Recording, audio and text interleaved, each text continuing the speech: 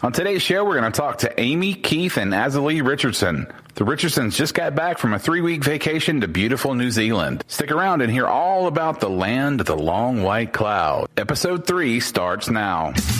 Welcome to the Family Vacationer with Rob and Danny. The go-to podcast for families on the move. Hello, everyone. I'm Rob. And I'm Danny. And this is the Family Vacationer, Episode 3. On today's show, we're talking bucket list vacations. My good friends Keith, Amy, and Azilee Richardson recently returned from a 3-week trip to New Zealand. I was so jealous booking this trip, but I was even more jealous when I got to see the pictures. You know, it sounds like an amazing trip. And, I thought I'd start out with some fun facts about New Zealand. Sure. First of all, there are no venomous animals anywhere in New Zealand. I could live there with no snakes, honestly. Rugby is the national sport. Mm-hmm. And the clearest lake in the world is Nelson's Blue Lake with a visibility up to 80 meters deep. Wellington is the southernmost capital city in the world, and there are 9 sheep per each person, making it the highest sheep-to-person ratio in the world. That's bad. Oh, man. You were waiting for me to finish that. I was. I couldn't help it. Wow. Okay. Sorry. We'll fix it in the edit. New Zealand was the first country to grant women the right to vote all the way back in 1893. Wow. And no matter where you live in New Zealand, you're never more than 128 kilometers from the seaside. And all but one scene of the Lord of the Rings movies were shot in New Zealand. Nice. Are you a big Lord of the Rings fan, Dan?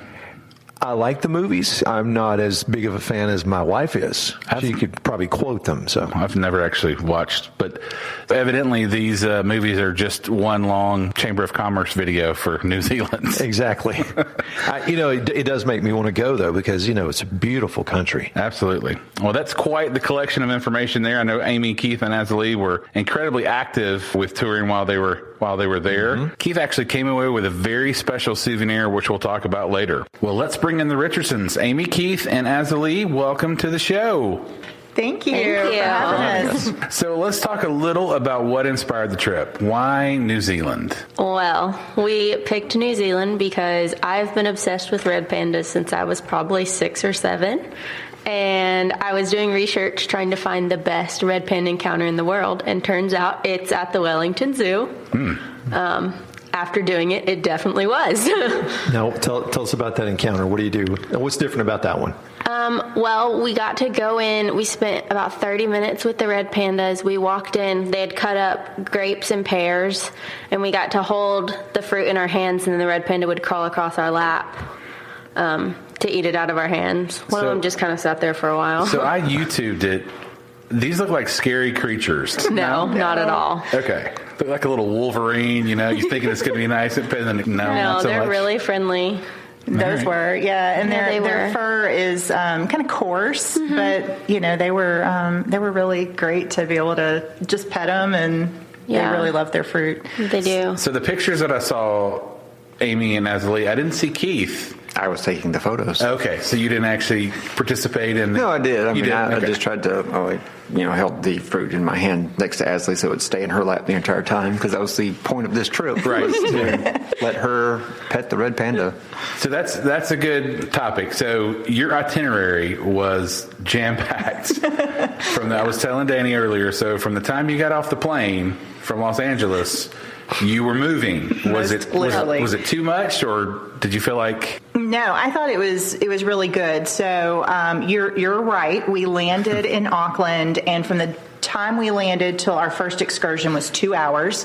Wow. But we made it to the America's Cup sailing thing, and then after that we had something to eat, and then crashed before 5 o'clock. Before 5 o'clock, we were all asleep and slept for 12 hours. What time zone? That was 5 o'clock New Zealand time. Right, that was 5. It's 18 hours difference. It's 1 day and 16 hours difference. So it would have been 1 a.m. the night. Yeah, so there was a couple times that I was curious how y'all were doing, and I'm sitting there trying to do the math. I'm just going to text them, and they'll get it when they get it. It's fine, whatever. Yeah, I did have a few people texting me in the middle of the night and day and want to answer. So I'm like, I am asleep. But the itinerary was really great, actually, because we were very busy. There was something going on pretty much every day, but there was enough like travel days and travel time built in that it was, pretty chill too. Yeah. But also, us, I think enough, Rob, that we are pretty just gung-ho go people. Yes. We don't just sit around at our house very often. We're always on move and busy. So for us, it worked fine. I mean, the days we had two down days? 3 down days. 3 down days? Okay, so 2 of those days, we went ahead and booked another full day of something to do, and then, of course, I got this half sleep, which was 16 hours. So. Well, they had 3 down days. Didn't you have an extra down day? Yeah, I did have one extra down day, and that was not necessarily fun. So what happened? So my take on it is, while conveyor belt sushi is a neat looking thing, probably not the best option, because I don't know how long that sushi had been on the conveyor belt going around, and it just did not do me well. Perhaps they recycle. I don't know. Wow. I don't know. Let's hope not. Well, okay, here's a question. I travel a lot, and I love teaching my students about cultural differences. And so what do you find were some of the major differences between the United States and New Zealand? Any surprises? We thought about this a good bit, and I think one of the things that was a big takeaway for us is that our culture compared to theirs, we're very disposable in everything that we do. Anytime you go out to eat or anything, kind of the assumption is that you want things, for takeaway, as they would say, or to go or something. And that is not the case there. Even if you have disposable forks and that sort of stuff, it's made out of wood. Everything is recyclable. And, on our excursions, a lot of times we would stop and they would offer us tea, and it was in ceramic mugs that, they would then, put back in a Tupperware and take back and wash somewhere. So, I mean, there wasn't that disposable mentality. Things are a lot slower there. Just in general, like everybody just kind of takes their time with everything, and everybody seems happy with that. Which is part of the reason why they don't need disposable, because they will just sit and have a cup of tea. Nice. People are also just a lot nicer to me. I mean, it's they're all very welcoming, I guess, and just really friendly, and they seem to care about the environment and making sure their culture stays preserved, I guess, and like their native animals, they're trying to make sure that they stay around, which is really that's a good thing. Cool. Yeah. Just talking culturally, and for the nation as a whole, they were very conscious of the ecology that they lived in, and they made the effort to preserve it. We went to one particular thing we went to on our agenda was Zealandia, which I believe it was 1 square kilometer that they had fenced off. Did you keep any non-native animals out of? They have a 500-year long-term vision, which that in itself kind of speaks to the mentality of trying to make this, 1 square kilometer back to what it was originally would have been like before anyone moved there. And so, those types of things, to go in there and see that, and everybody that we came across had the same mentality of trying to take care of the country, trying to take care of the animals that are native to the country, trying to, get rid of animals that had been brought in and that were real invasive, and, killing off the native birds, because birds was all they actually had. They had, fowl, and then I think they said like 2 types of bats. So those are the only mammals that were actually native to New Zealand was, 2 bats. Yeah, we did some fun facts earlier about New Zealand, and we saw that there was no snakes, so that alone nothing dangerous. Made it fun.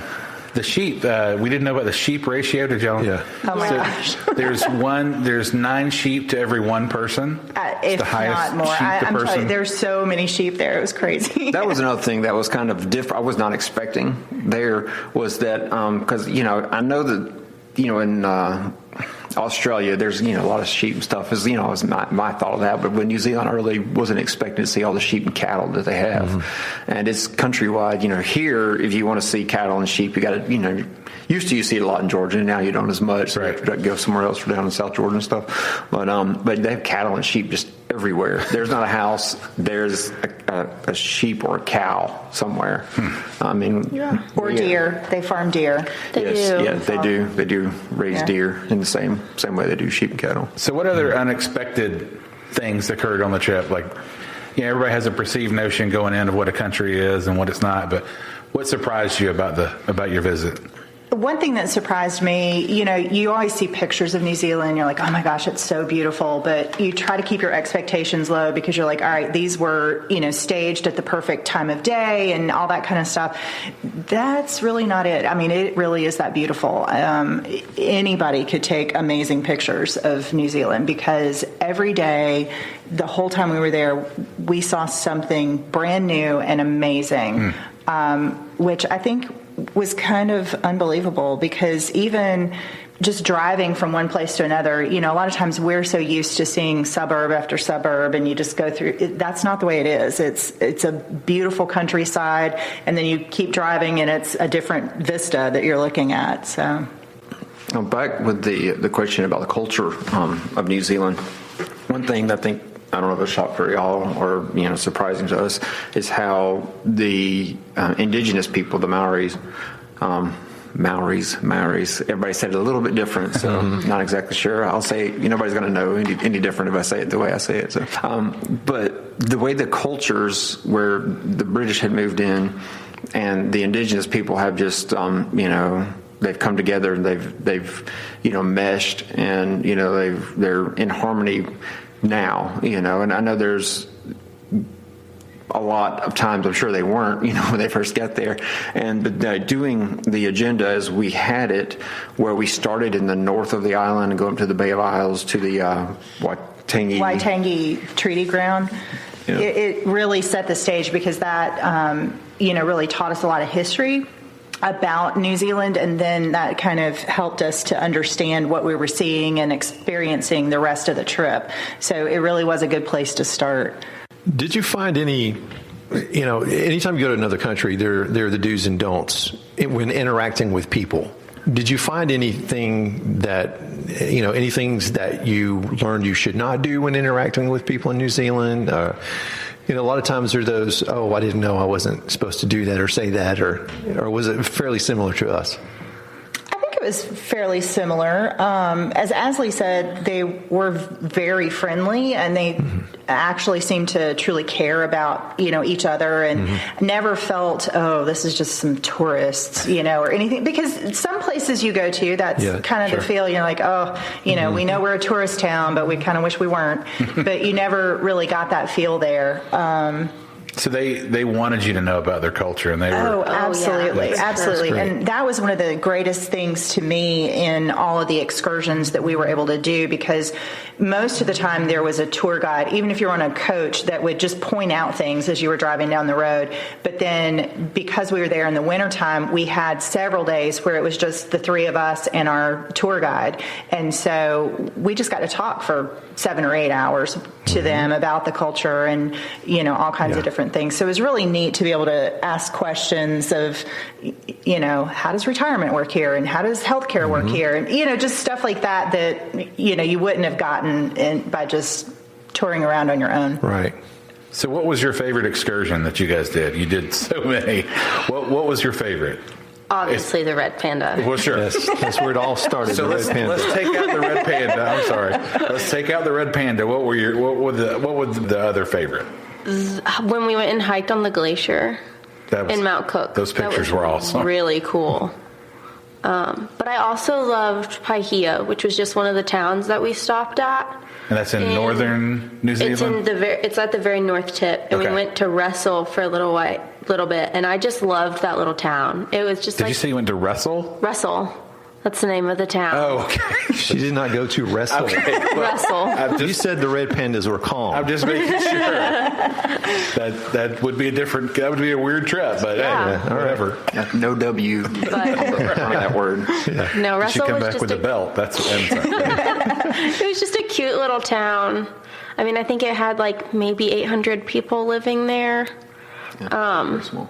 It was really small. We just got to walk around, and they had like cute little shops, and they had a really old church that I just found absolutely fascinating, that you were able to walk around, and they were graves from like the 1800s. Oh, wow. Wow, that's awesome. Now, Russell is a nice little just kind of Bay Area town, but it was originally what they called the hellhole of the world. Of the Pacific. Of the Pacific. I'm not sure about this. I'm sorry. So a lot of the stories you hear, and I guess the the takeaways of Pirates of the Caribbean, perhaps stuff like that. When you see these real places, that would have apparently been Russell, according to what everybody said. Okay. And it because it was kind of lawless little town where they could do whatever, and so the native Maori people and the French and the British and everybody at the time had a lot of conflicts with the town, and the town ended up getting burnt down by some locals there, apparently a couple times, and so it is now a nice little seaside town, quiet place. But cool. Wasn't always quiet. Always. We'll be right back after a short message from our sponsor, The Language Tutor. Stay with us. Hi friends, Danny Evans here, and I want to tell you about The Language Tutor, your one-stop YouTube channel for learning languages. You ever wanted to learn Spanish or French, or know someone that wants to learn English? Well, you can find great lessons for language learning on our channel, The Language Tutor. Just simply go to YouTube and type in The Language Tutor, and you'll find our channel there. Make sure you subscribe to the channel and click that notification bell so that you'll never miss any of our great lessons that come in every single week. I hope to see you on The Language Tutor. Well, what were y'all's favorite excursions? I think one of my favorites was when we were in Rotorua and got to see all the thermal activity. So there was the boiling mud, and then... Now, did y'all get into any of that? No. That's very caustic, and that would have been dangerous. Okay. I didn't know if it was like a warm spring, or there it would melt your skin kind of thing. Right. Yeah, there were some that you could have gotten into, like that. They had a Polynesian spa where they like pipe the warm springs into this place, and you can rent your own spa and all that kind of stuff. We didn't do that, but when we were out and about, it was a really neat day because it was kind of foggy and misty, and so we got to see all this. It really felt like you were at a amusement park or something almost, because it was just so perfect with the fog and the bubbling mud. And then we would go a little further and we got to see a geyser, and we saw all these pools of water that would have certain elements in them that turn them bright green or bright yellow or turquoise blue, and arsenic and sulfur and that type of thing. So they're like, don't get in these, but they're pretty to look at. So the smell wouldn't, if it was sulfur, it was rough. It was the whole town was kind of rough. Yeah. Mm-hmm. Yeah. I think our hotel, and we were on the backside of the hotel. I think we were the closest to the like some of the sulfur areas. Even in our room, you could smell the rotten egg smell. It was real rough when we but it wasn't always there. like that everywhere you went. No. But you got used to it after about a half a day. But it was neat because there were certain places in town that you would drive by, and there was just always smoke coming up because of the warm springs and stuff. I don't know. I mean, it was all just amazing. I don't know if I can pick one Sound thing. A lot. I did like Milford Sound. I think that was a horrible experience for y'all too, wasn't it? Yes. Yes, it was a horrible experience. It was pretty rough. Okay, there's a story here. Let's get into this. So I am that person that just kind of likes adventure. If I see something, I want to go do it and whatever. So in Milford Sound, we're on a boat, and it's cold. It's wintertime there. Hold on. We need to include the fact that we just drove 4 hours on a bus over a mountain to get there. Wait, a mountain or a mountain? A mountain. Okay. just want to clarify. 4 hours on a bus. Yes, 4 hours on a bus. That was just, you drove through some beautiful landscape, and we saw so many waterfalls. It was just unbelievable. So when we finally get to Milford Sound, it's cold. It's raining a little bit. And then while we're on the bus, we're heading out. We're in the Sound, and there's just these enormous waterfalls coming down. And so I was like, hey, you want to get close to the waterfall? You want to go touch a waterfall, is what he said. Yeah. So the boat is heading into the waterfall. I'm like, hey, we need to go do this, because it makes sense. we had just had a really lovely lunch inside the catamaran, and we were warm and dry. So Keith was itching to do something dangerous. Is what you're saying. And it wasn't dangerous though, because we were on a boat. We didn't jump overboard. They just pushed the boat. Did he try? They just pushed the front of the boat into the waterfall. Boat under the waterfall, and it was just we got drenched. All right. Yeah. They were trying to get out away from it, and I was trying to just take photos of it the whole time, and they did. They got soaked, and so. I wasn't dressed to get soaked. That was the problem. Yes. So there was no advance warning? No, you had no idea that they were going to drive under the waterfall. No, they said come, experience the waterfall, not come get soaked to your underwear. There was no warning about that. And then there was no way to get back in the boat. And so, it was... And there wasn't really a good way to dry off either. No. How else do you experience a waterfall if you're not going to be kind of in the waterfall? They did say experience. That word in itself is. Anyway. But anyway, I really liked it. I stayed outside. I was very wet the entire time because, but I was running around taking photos in, the rain and standing outside in the cold and the wind. So they're just standing on the side glaring. They were inside the whole time. Inside glaring at you. Just glaring at everyone. But for me, the worst part was that. All right. Red pen that got a hold of you. All right. So the worst part of that was that my feet got wet. I had, boots that were supposed to keep me from getting wet and had the whole rest of the trip. And that was the miserable thing to me, is that my feet got cold and wet. And the rest of me would have been fine, because another really great excursion was the same day of the Red Panda. The Zealandia thing that we went to. The Zealandia trip. So it was the rainforest with the walls around it. At night, it was raining.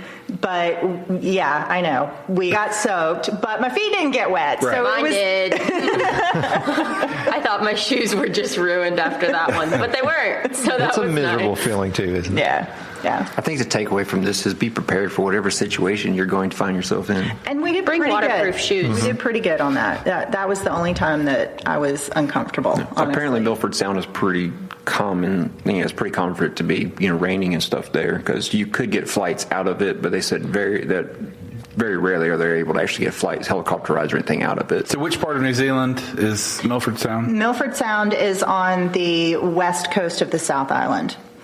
Gotcha. Okay. It's kind of near the bottom, right? Or no? Yeah, I think. Yes. Now, were y'all able to see the Southern Lights? No. No. Everything, all the magnetic, everything has to line up just right for that. But we did get to go stargazing. Yeah, that might have been one of my. That possibly was one of the things I really enjoyed, because to be able to sit out there in this designated dark zone and be able to look up and actually see the Milky Way itself. Yeah. You're seeing the whole streak across the sky, and you can also see the constellations, and as they cross over too. It's to say, hey, I saw the Southern Cross. It's kind of cool. Yeah. See the Northern Lights, but I've also seen the Southern Cross at this point now. So that was pretty fascinating. Okay, guys, so obviously this trip was a pretty significant investment. So what made it all worth it? Gosh. Besides the Red Panda. The Red Panda. Where it all began. Well, obviously the Red Panda. But besides that, I don't know. I mean, it was investment not just money-wise, but we got to spend a lot of time together, which wasn't something that we always get to do, because they are working a lot. So it was really nice that we got to spend so much time together. For me personally, it was also a big investment in my faith, because my faith grew a lot over the trip. Just getting to see everything that God had created in the world. When I was, at one point, we were at the south point of the North Island, and we were driving down the road, and there were giant mountains on one side of us, and there was the bluest ocean I've ever seen on the other side. Wow. With a gray beach and nothing but ocean between us and Antarctica, and it just blew me away. And it also made me feel so small too, though, like in the scheme of things. It was unbelievable. What about for you guys? I don't think you can put a monetary value on the types of memories that we were able to glean from a trip like this, and not just spending time together, because that was amazing, but also interacting with other people from other cultures and other parts of the world, and just becoming a little bit more in tune with what's happening elsewhere, and it made me more mindful about where I fit in the world culture, not just in the town I live in. Investment. I think Azilee hit on that a lot too, though, because the three of us, I would say we travel a lot, and I don't just mean like we travel seeing the world. We travel for work a lot. Sure. So we actually don't typically have 3 weeks that we are. I couldn't tell you the last time we were all home for 3 weeks. Yeah, I mean that's that's probably this. That 3 weeks we were in New Zealand. I don't know when the last time we actually had been together every night for 3 weeks straight. And Azilee's about to leave for college. She's heading off to college now. So, investment wise, it was hey, Azilee, we want to do, because it started a few years ago. We said, when you graduate, why don't we, if you want to do something, let us know what you want to do. And so it started as a joke too. Let me say. When I suggested it though, like it was a joke. When I suggested going to see the red panda, and then we just ran with it. So jokingly, where are you going to suggest next? Hawaii or? I want to see the Eiffel Tower. Paris, okay. So the 5 of us are going to Paris. Okay, we'll figure that out. Yeah. Well, that does lead into my next question. Like bucket list wise, where are you headed next? Like, what's the next place that you want to visit? Paris for Azilee, but what about for you two? We're kind of hoping to just take a few weeks, maybe next couple of years, and go out west, which we do want to take a few people and go and kind of make it a road trip thing. Sure. So, I mean, all 5 of us can go, but you'll have to bring your families with you and just enjoy that. That's just something we're kind of toiling over right now. Sure. See what goes with that. Other than that, I have no idea what they want. I don't know. I want to see other things. I would go back. I would like to go back to New Zealand, because as amazing as this trip was, I feel like it just scratched the surface. Sure. And it was kind of like when we went, to Hawaii a few years ago. Now there's like another list of things that we want to make sure we go back and do. Mm-hmm. But I also think that every time we do a trip like this, it helps us to hone in on the things that we do know we enjoy, so that, we can put that on our list of things that we want to do and see. Because I would love to go and do like Scotland and Ireland and things like that. My dad keeps telling me we need to go to Scotland. That's where my family's originally from. And so I think that would be cool to kind of go back and visit some way back roots. After going to New Zealand, especially the Northern Island, it was so green. I don't think it's something we mentioned, but it was just really green. Mm-hmm. And I am curious how that does compare to Ireland, since we've not been there. I know it's supposed to be real green in Ireland, so I kind of would like to just go compare. That's all. We're just going to do a comparison trip. Scientific excursion. Yep, right. yep. I have a hypothesis. I want to, see if it anybody checks out. wants to back that financially, we'll give them our research for sure. So go ahead and give your GoFundMe page. Yeah. So, Keith, you spent the last couple of days of the trip in a really interesting manner. So what kind of souvenir did you end up taking home? Okay, yes, the last. We had. Was this planned, by the way? That's what not completely. I am not. Not exactly. So I was thinking, what would be kind of cool to do is get a tattoo while I'm here in New Zealand. So I'd kind of been trying to email back and forth with this Zealandia tattoo studio there in Queenstown. And so, they're like, well, come by here, come by this time when you can. So we finally worked it out where it came by, and we talked about what I wanted. And so, yes, I got a half sleeve the last day I was there. By the time we got everything planned out, how it was going to look and all that, I think we started put the needle to me around 3:30 p.m. and I just sat in a chair with Partha just doing what he does for 16 hours, and we finally finished up at 8 o'clock, and we didn't wasn't able to get everything color blocked in like we wanted, but ran out of time because we did have to catch a plane back to the U.S. So. Well, and then there's sleeping and eating. No, there was no sleeping. Okay. So they dropped him off at the hotel. Yes, the artist actually gave me a ride back to the hotel. So, wow. Yes. He got there in enough time to take a shower, finish packing, and we checked out of the hotel, had some breakfast, and then got on a plane. But again, we are not people that just sit around and don't do anything. If I have some free time, I'm going to figure out a way to fill it. Yeah, most people just get a T-shirt or, like a necklace or something. You decide to get a half-sleeve tattoo. Yes, I do have a hoodie too, though. Oh. I got a T-shirt and a necklace. See, thank you, Azilee. Amy's wearing her T-shirt. I am. Oh, yeah. You'll never lose that souvenir, though. No, I won't. That was one thing too. At Zealandia, which I know we've mentioned it a few times. Just talking about itinerary kind of for a minute, but she has the T-shirt with the Tuatara on it. But to be able to see we saw a kiwi in the wild, which was pretty neat. I think a lot of people think kiwis when they think of New Zealand. The little bird. Yeah, they're not really pretty. Too, they're not really pretty animals. I'd looked one up. I was expecting some kind of regal looking. It looked like a little. I don't know puffball. Puffball. Thank you. Puffball with a really long beak. That's it. Yeah. However, they technically have the shortest beak, right? Because their nostrils are at the end of the beak, and that's how they measure a bird's beak is from the nostrils to the tip of the beak. Okay, Dan, these are things they've taken more from their trip. I don't think I ever could tell you anything about any kind of indigenous animal of anywhere I've ever been, including Florida. Yeah. So, I've been to 20 countries and know nothing about beaks. But that's another thing too. That everybody we came across in New Zealand knew the country.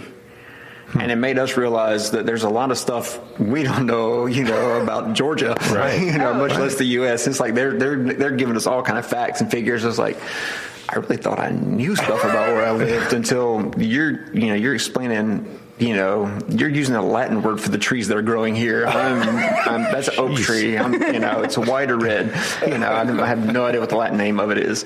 But they are. Everybody there was like everybody that we came across, and talked to, was very aware of the country they lived in and preserving it and Absolutely. They taught us so much. Another thing that was really cool that we learned about. So the tea tree plant there is the indigenous name for it is the manuka plant. So they have two of them. They have the kanuka and the manuka. Kanuka and manuka, but the manuka is the one that I'm focusing on here with my story. Thank you. Okay. So bees are very important there. And so manuka honey is something that has become very popular worldwide for beauty treatments and different things because there are certain strains of the manuka plant, which is the tea tree plant, that actually has this special magical bacteria or something in it that will kill MRSA and all kinds of, crazy stuff that we can't, get rid of. And so, but they can't figure out like which plants it is that has it. They just have to harvest the honey and then they test it to see if it has this magical power or not. Wow. Okay. But we were there in the north part of the North Island. That's the only place that happens. Now, you can get manuka honey that doesn't have that particular property, but they said that, they're using it in hospital situations and things like that to put on open wounds that nothing is helping and it will help to heal it. And it's pretty crazy. Wow. It was really neat to learn that because I had no idea. They're trying to use it on burn victims too. So speaking of the itinerary and the agenda we had, it was a lot of bus rides. So that's something that if someone does something like what we did, to be prepared for. We also did try to see an entire country, North Island and South Island, in 3 weeks. Right. Yeah. That's a lot to try to do. Right. Honestly, you could take 3 weeks just for one island. Mm-hmm. Yes. So as Amy mentioned, it's kind of like scratching the surface. I think it's a good overview of the country as a whole. So now you know where you want to go back to. Yes, and that does give us a point of like, I want to go back and explore this area more. I want to explore this area more. There's a couple spots we didn't get to go. I want to go visit those because we did talk to a couple of locals and they're like, "Oh, did you go here? Did you go here? Did you go here?" It's like, no. So but like, you went everywhere else. So. Oh yeah, we went places that some of the locals had never been. Oh my gosh. And, that's in the country. I didn't. Yeah, one thing I think we could have possibly bypassed had we realized it was the what's the name of that again? Waitomo Cave. Waitomo Caves. Yeah, the Waitomo caves with the glowworms. Right. At the time, it was really neat to go in the cave, see all those stalactites, stalagmites. You could do that. You can go to Tennessee and do that a lot. But the glowworms, you could see them, and it was really neat.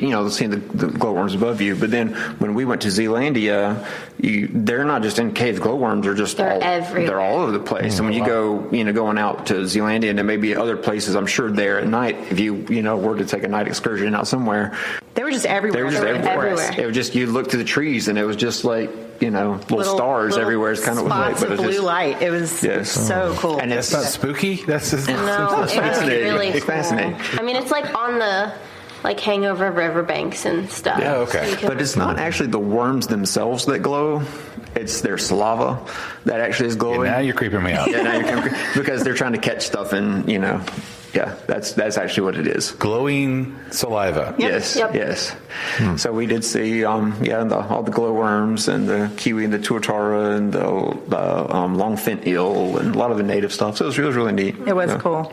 But there was no snakes or spiders or anything like that you had to worry about. No poison ivy either. Yeah. Oh, wow. Yeah. I'm digging that. And I mean, with their sheep and their cattle, they didn't really have a lot of barns that they had to go into. No, they don't use barns. There's They just stay outside. They just roam? Yeah, there's nothing to get them, so they don't have to protect them. Yeah, there's no wolves or coyotes or anything. Wow. I mean, they don't really have many predators. No. Because they didn't start with any predators. So all the predators that are there, they've brought in. Or humans? Yes. Humans. Yeah. Humans, stoats, possums. Yeah, the possums. So the possums not are an opossum. Not an opossum, just a pea possum.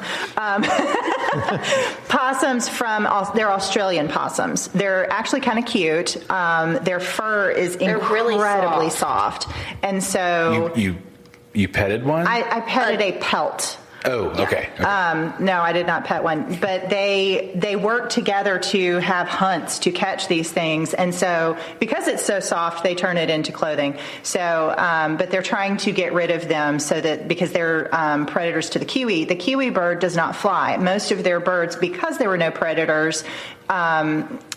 They evolved to where they are not flying birds. So. Or their nests are not in trees and stuff, so it's easy for these animals to get them.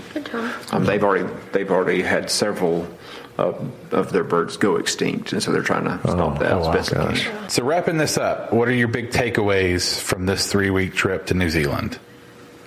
Everybody needs to go. And part of the reason you need to go is because tourism is one of their biggest industries, and so that helps them to preserve their way of life. Go in the wintertime or towards the wintertime, because apparently summer is really busy. Do not go at Chinese New Year. Yeah, you'll regret they said in February is Chinese New Year, and there's just tons of people that are there, and especially in the real touristy towns. Do you want to give a shout out to the tattoo parlor that you... Zealandia, they did a great job. Yeah. That was the name of the tattaoo parlor? Yeah, Zealandia. Was it? Not Zealandia. Sorry. Zealandia was the enclosure I keep talking about. Zealand Tattoo. Zealand. Yeah, Okay. Zealand in Queenstown. Thank you. And a huge shout out to a certain Rob Jones who helped us to plan this trip, because without you, we would have never been able to put all this together. It was absolutely amazing, Rob. Thank you. Yeah, so that's another thing we learned, is to make sure you have a good travel agent to help you with. Well, I'm glad you got that. And then don't go in with expectations. Because if you go in expecting it to be a certain way, then you're more likely to be disappointed. But if you just go in expecting it to be beautiful, no matter what, then you're more likely to just be amazed by what you're seeing. Good point. Yeah. Awesome. Well, thanks for being on the show, guys. Thank you. Thank you. So if you're ready to plan your trip of a lifetime, I'd love to help you out. Go to www.thefamilyvacationer.live and fill out the travel questionnaire. And let's get started planning your vacation today. That's it for today's show. For our next show, Rob will be on location in Orlando to talk Universal Studios. Lots of excitement there with the announcement of a fourth park, Epic Universe. Come back for that one. Till next time. Thank you for listening to The Family Vacationer. Make sure and subscribe to hear more of Rob and Danny.